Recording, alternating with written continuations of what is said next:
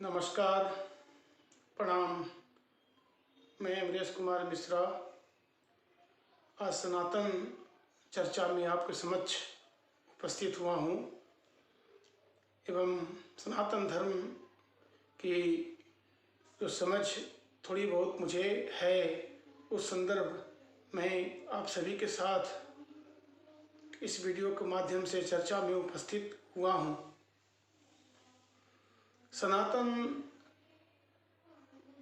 जिसकी चर्चा आज बहुत ज़ोरों शोरों से है, जिसके बहुत सारे आलोचक विभिन्न प्रकार के द्विधांशों को निकालते हुए इसकी आलोचना लगातार कर रहे हैं, उस संदर्भ में इसकी चर्चा करूंगा।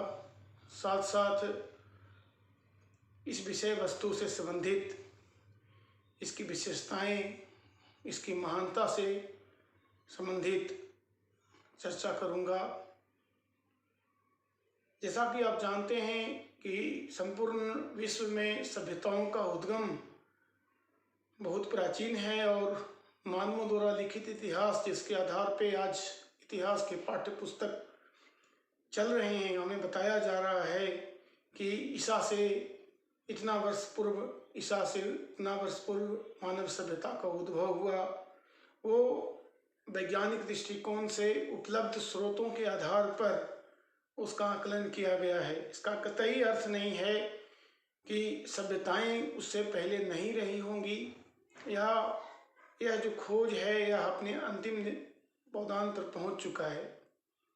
अगर हम भारतवर्ष की बात करें तो यहाँ मनवंतर की चर्चा है, कल्प की चर्चा है, ब्रह्मा के एक दिन में हजारों साल व्यतीत होने की चर्चा है एवं सनातन धर्म में इस बात की स्पष्ट व्याख्या है कि मानव के उद्भव होने से लेकर आज तक लाखों वर्ष व्यतीत हो चुके हैं और कितने बार सभ्यताएं बनी और कितने बार बिगड़ी, इसकी भी चर्चा है।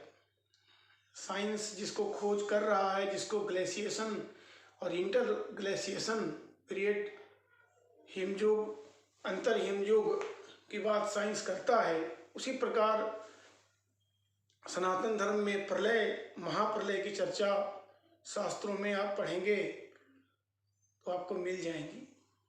निश्चित तौर पर जो सनातन में बातें कही गई हैं वो गौर करने लायक हैं एवं उनका गौर करने के उपरांत ही आप किसी निष्कर्ष पर पहुंच सकते हैं। क्योंकि विश्व गुरु भारत को लगातार नीचे ले जाने के लिए बाहर के इतिहासकारों ने खास करके औपनिवेशिक काल में तथ्यों को तोड़ मरोड़ कर पेश करने की प्रवृत्ति दिखाई, जिसके कारण भारतीय इतिहास को तोड़ मरोड़ कर पेश किया गया एवं सत्यता से उन्मुख न करवाकर सत्यता से हम सभी लोगों को दूर करवाया गया। जिस प्रकार ब्रिटिशों ने अवैध तरीके से भारत में 200 वर्षों तक शासन किया, जिस प्रकार के अत्याचार उन्होंने भारत में किए, जिस प्रकार से उन्होंने भारतीय सभ्यता संस्कृति को नुकसान उन्होंने पहुंचाया, यह सिद्ध करता है कि उनके द्वारा लिखित इतिहास सत्य से परे है और उसका पुनः अन्वेषण आवश्यक है, जो दुर्भाग्यवश अभी पुनः किया नहीं जा रहा है। अगर हम सनातन संस्कृति की बात करें तो इसमें हर एक युग के बाद एक मनु की चर्चा है और मनु के साथ पूरे सभ्यता का विकास और पुनः प्रलय होने की बात है। इस प्रकार हम लोग 7वें मनु तक आ चुके हैं और इस प्रलय और महाप्रलय में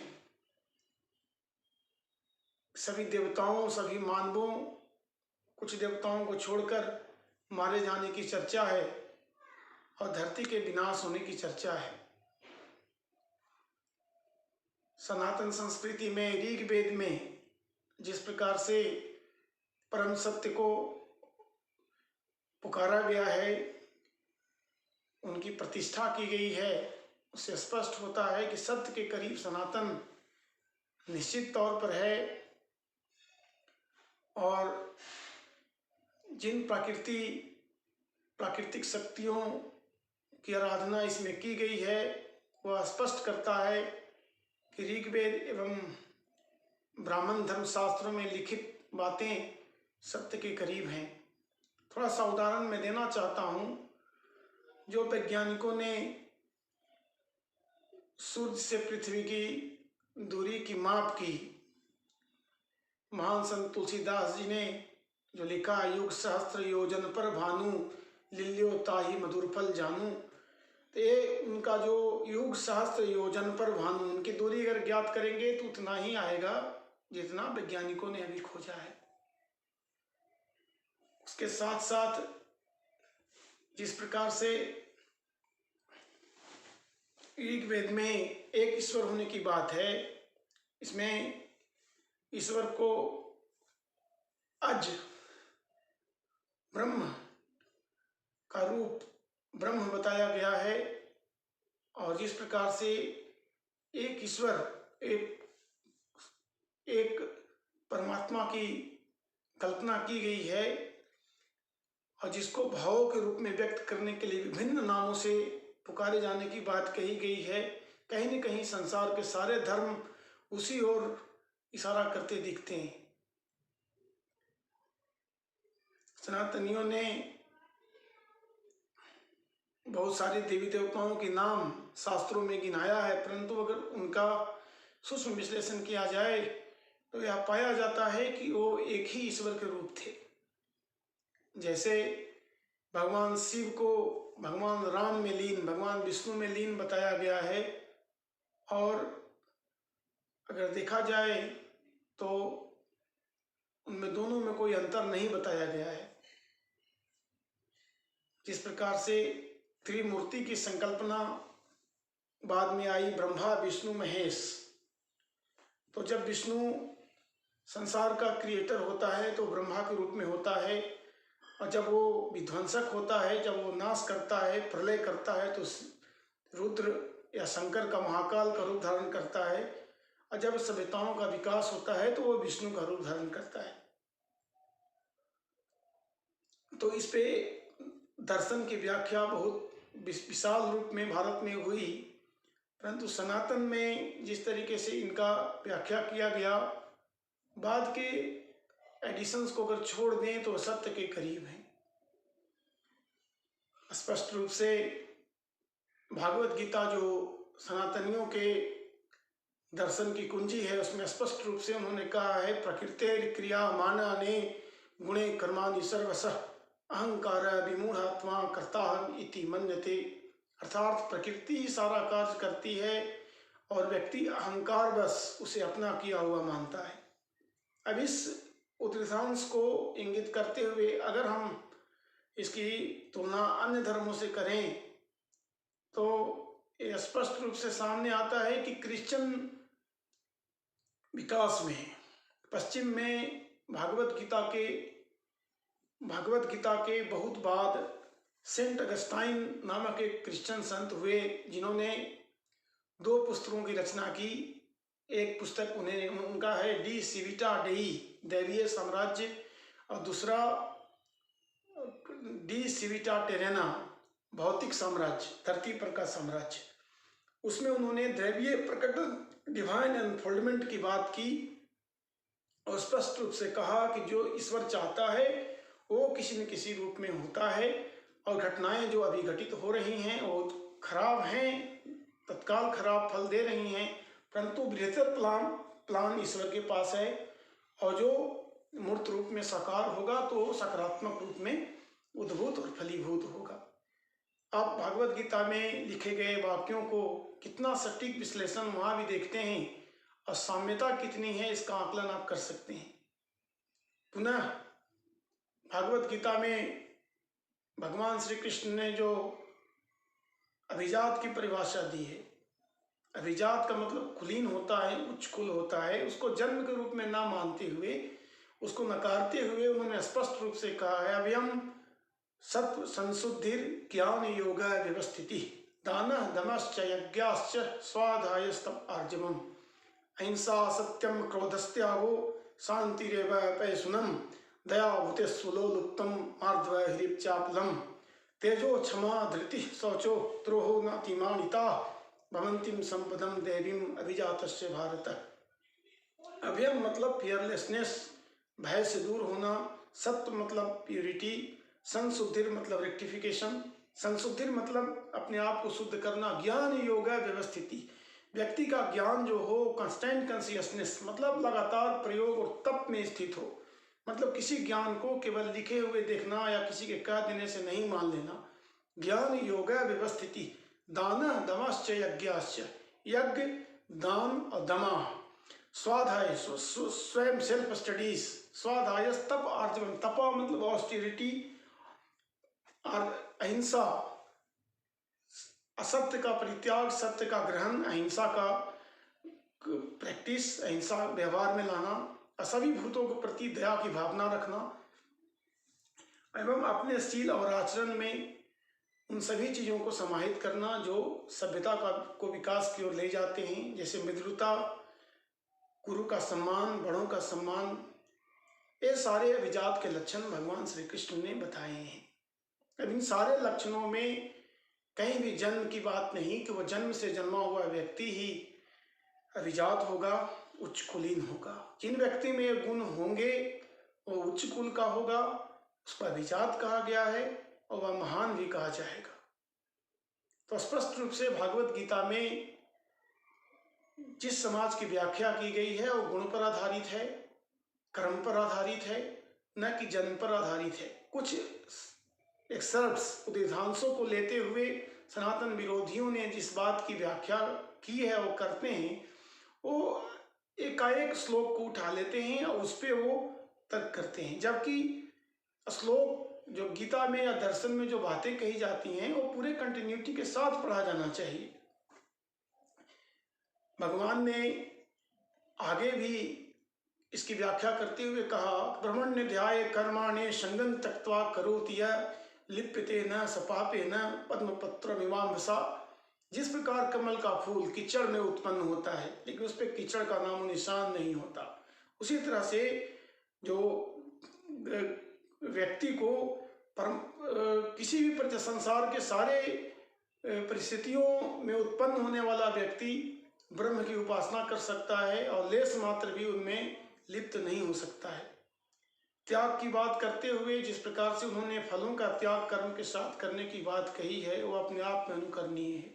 संसार के सभी धर्मों में, चाहे वह क्रिश्चियन हो, चाहे वह इस्लाम हो, चाहे वह लाओ त्से का ताओ धर्म हो, कन्फ्यूशियस का शिंतो धर्म हो, जरथुस्त्र का पारसी धर्म हो और रोमनों और पूर्व के ट्राइबलों का मूर्ति पूजक धर्म हो, सभी में इन्हीं बातों को बार बार स्मरित किया गया है। अगर आप लाओ त्से की रचना को पढ़ें तो लाओ त्से जो चाइना का रहने वाला बहुत बड़ा विद्वान दार्शनिक था, उसने कहा प्रकृति की ओर लौटो।